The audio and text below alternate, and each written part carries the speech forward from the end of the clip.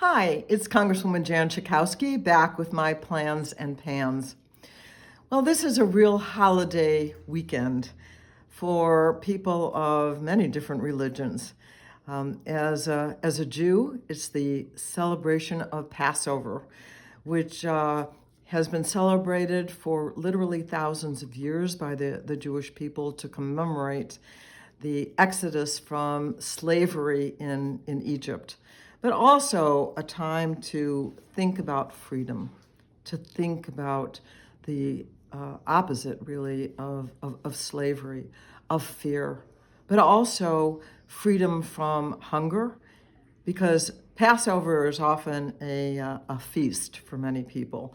And family gathers, and there's lots of food and wine on the table, and various particular symbols of the exodus from Egypt, but also talking about so many people who are hungry and inviting people who are hungry to come and eat, to open up the door and welcome people to come in.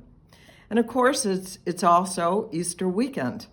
And on Sunday, people of the Christian faith will celebrate their Easter celebration, and it's often accompanied by not only lots of food and family gatherings, but Easter egg hunts. Ran into some kids today who were out gathering Easter eggs a little bit early.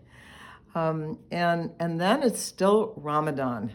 And I will actually be going to a meeting with my Muslim friends and constituents later on this week.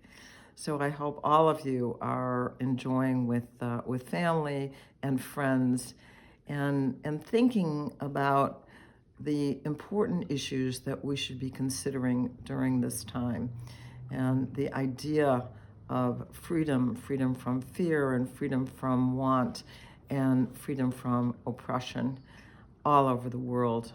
Of course, we're seeing that in Ukraine right now, but that's not the only place. So we should be thinking of our brothers and sisters worldwide and what we can do to ease the suffering that we know is out there. Well, I'm still flying high from the confirmation of Ketanji Brown Jackson as the latest member of the United States Supreme Court. She'll actually finally take her place later this summer. And the President of the United States had a nice event in the garden of the White House to celebrate that. Illinois was well represented on the South Lawn that day. Of course, Senator Durbin was there, who really shepherded Justice Jackson through the whole process. The mayor of Chicago was there, Lori Lightfoot, and our Attorney General, Kwame Raoul. And as well as Carol Mosey Braun, who of course was elected senator from Illinois, the first Black woman ever to serve in the United States Senate. And we heard words from Justice Jackson, and she pointed out that it took 232 years and 115 appointments to the Supreme Court to finally have a Black woman on the court. So it's been quite a while. But then she said, of course, well, we've made it, all of us. So she was sending a message to all women, to all girls, to all women and girls of color, that we've made it. President Biden has also nominated, and Senator Durbin has gotten confirmed, more Black women on the federal appellate court than all other presidents combined. Of course, that shouldn't surprise us, because it's pretty recent that we've seen women of color achieve those heights.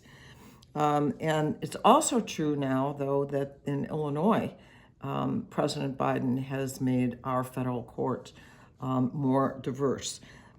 John Lee was appointed to the Seventh Circuit Court of Appeals, the first Asian and only the second person of color to do so. And then we have Nancy Maldonado, who is the first Latina appointed to that position in the Chicago districts. So we are making progress on the courts. It's very exciting, and it's very good for justice in America. I wanted to also tell you about another wonderful thing that I was able to participate in. For the first time in many years, members of Congress are able to apply for community project funding for various projects of not-for-profits and municipalities in our districts. And we are literally able to submit requests that are scrutinized so that they meet the tests of, to make sure that it's all right, that we apply for this kind of funding. And it can amount to millions of dollars. Well, I went to an organization called Good News Partners in the 9th Congressional District. It's right by Howard Street and the lake in that community.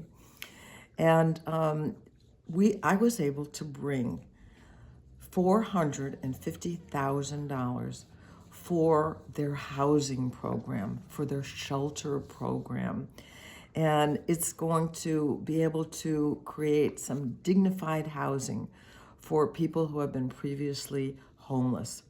It will also renovate the kitchen, not only to provide wonderful meals, but also for training for people to how to cook those good meals. It'll also fund a jobs program and supports for people who live in that housing. 8 new bathrooms and showers that are going to be renovated. And there's going to be a playground for the children. So lots of wonderful things for people who have suffered, and families. There's lots of families who suffer from homelessness as well. Think about that, though, the richest country in the world.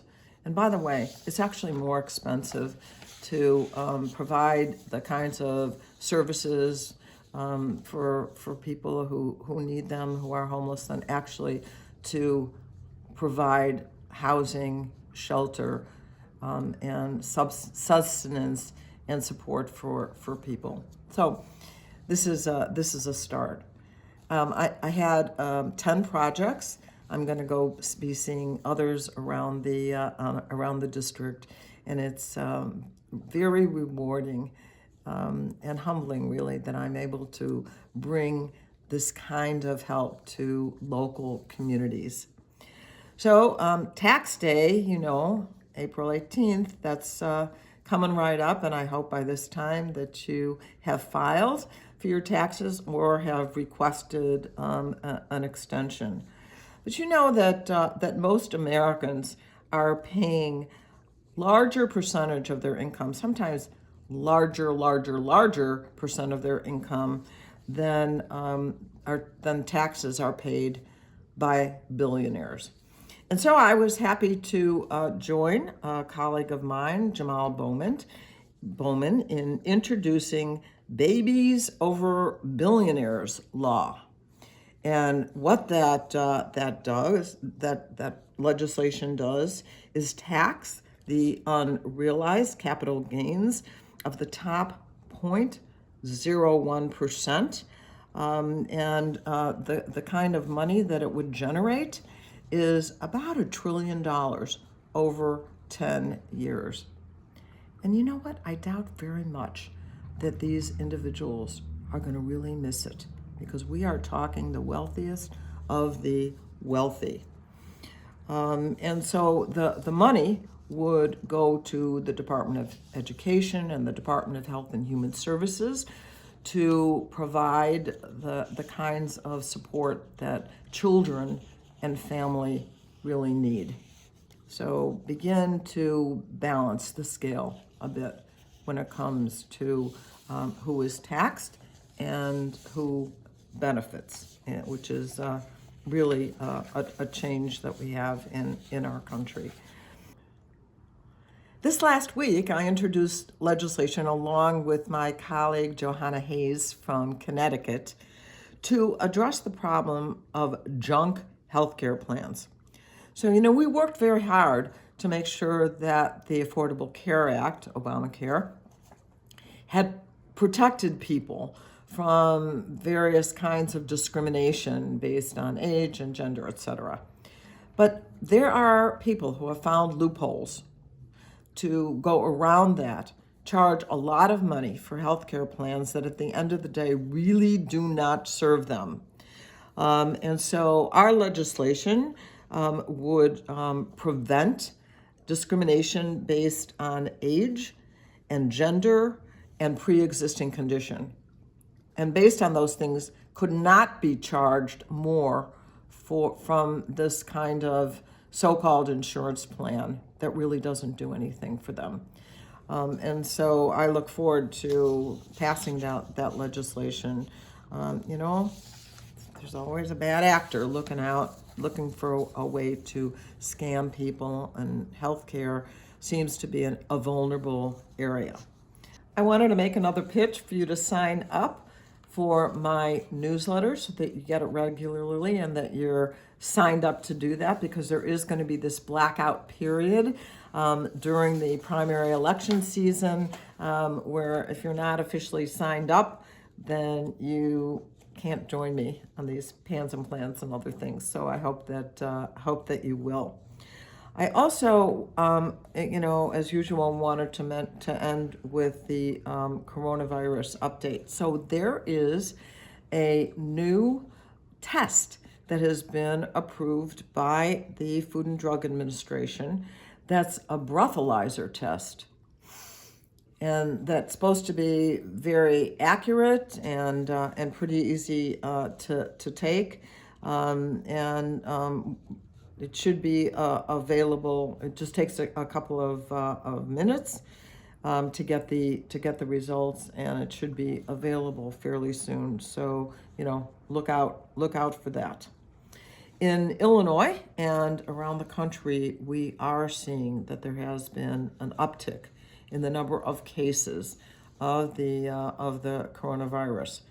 The good news is, though, that we have not seen more people hospitalized, and what we can conclude from that is that people who have been vaccinated, boosted, etc., are kept much healthier, and so really don't see much of an impact.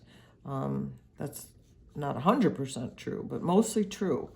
So, if you haven't been, you still have a chance to get a vaccination and get a booster.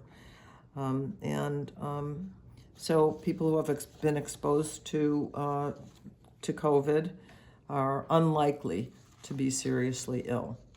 So that's good news.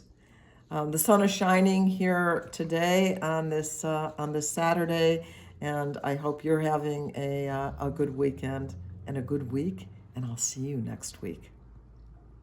Thank you for watching my video. Make sure you subscribe to my YouTube channel and follow me on Instagram, Twitter, and Facebook, where my handle is @Jan Schakowsky.